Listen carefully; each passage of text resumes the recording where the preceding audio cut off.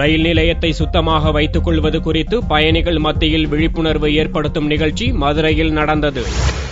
மதுரையில் ரயில்வே துறை சார்பில் 2 பாலர் பள்ளி மாணவர்கள் பங்கேற்ற தூய்மை விழிப்புணர்வு பேரணி நடைபெற்றது. பேரணியை துவக்கி வைத்து பேசிய ரயில்வே கோட்ட மேலாளர் A.K. கோயல், பயணிகள் நலனுக்காக மதுரை ரயில் நிலையத்தில் பல கோடி ரூபாய் செலவில் விரிவாக்கப் பணிகள் நடைபெற்று வருவதாகவும், ஸ்டேஷனை சுத்தமாக வைத்திருப்பதில் நிர்வாகத்திற்கு மட்டுமின்றி பயணிகளுக்கும் முக்கிய பங்கு உண்டு என்றும் தெரிவித்தார்.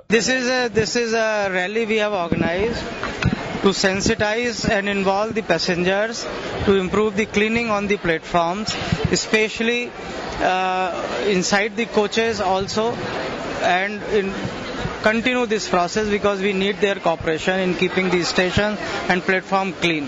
So with the purpose of sensitizing them, involving them, this rally will distribute lot of pamphlets, also will have the banners, will also augment the use of dustbins.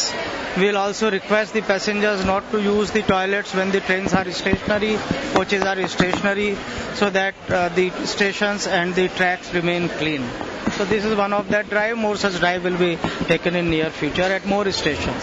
இந்நிகழ்ச்சியில் கலந்து கொண்ட மாணவர்கள், ரயில் நிலையத்தை தூய்மையாக வைத்துக் கொள்ள உதவுங்கள், கண்ட இடங்களில் எச்சில் துப்பாதீர்கள் போன்ற விழிப்புணர்வு வாசகங்கள் அடங்கிய பதாகைகளை கையில் ஏந்தியபடி ரயில்வே நிலையத்தை வலம் வந்தனர். ரயில்வே நிலையத்தை நம்ம சுத்தமா வச்சுக்கணும், எச்சில் துப்ப கூடாது, குப்பைகளை தொட்டியில போடணும், ட்ரெயின் ஸ்டேஷன்ல இருக்கும் போது பாத்ரூம் யூஸ் பண்ணக்கூடாது. இதான் நாங்க பொதுமக்கள் கிட்ட எடுத்து சொல்றோம். இந்த அவேர்னஸ்ல நான் கலந்துக்கிட்டது எனக்கு ரொம்ப சந்தோஷமா இருக்கு. இந்த பேரணியில் ரயில்வே கூடுதல் மேலாளர் வெங்கட சுப்பிரமணியன், முதன்மை மருத்துவ கண்காணிப்பாளர் கஸ்தூரிபாய் ஜெயராஜ் உள்ளிட்டோர் கலந்து கொண்டனர்.